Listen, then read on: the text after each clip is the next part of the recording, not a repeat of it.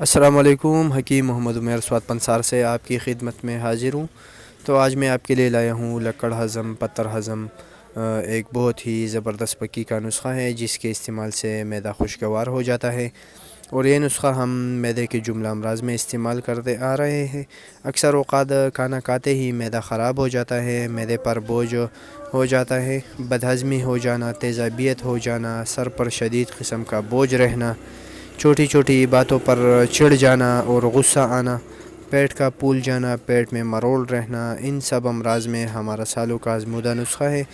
اس نسخے کے استعمال سے آپ ان امراض سے چھٹکارا پا سکتے ہیں۔ تو نسخے کی طرف بڑھتے ہیں۔ اگر آپ نے ہمارے چینل کو سبسکرائب نہیں کیا تو چینل کو سبسکرائب کریں اور گھنٹی والے نشان کو ضرور دبائیں تاکہ ایسی خوبصورت ویڈیو آپ کو ملتی رہیں اور آپ کی صحت تر و تازہ رہے اور خوشحال زندگی گزار سکیں۔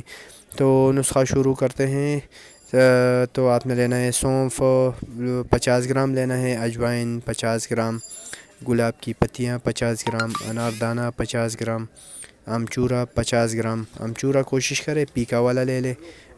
کالا نمک ثابت آپ نے لینا ہے 25 گرام، نوشادر ثابت لینا ہے 25 گرام۔ کالا نمک اور نوشادر کو لنگری یا ونگ دستے میں کوٹ لیں اور سب اشیاء کو آپس میں مکس کر لیں اور گرائنڈر کی مدد سے اچھے طریقے سے پاؤڈر بنا لیں اور چاند کی مدد سے گرائنڈر کی ہوئی نسخے کو چاند لیں تو ہمارا لکڑ ہضم پتر ہضم پکی کا نسخہ تیار ہے۔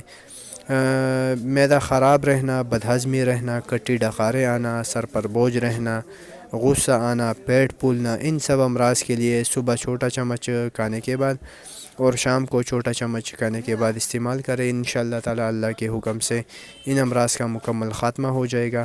بلڈ پریشر والے مریض کالا نمک شامل نہ کریں اور کالا نمک کی جگہ 50 گرام زیرہ سفید اس نسخے میں مکس کر دیں، اور جن بہن بھائیوں کا بلڈ پریشر زیادہ ہو تو بلڈ پریشر نارمل رہے گا اور ہاضمہ بہتر رہے گا۔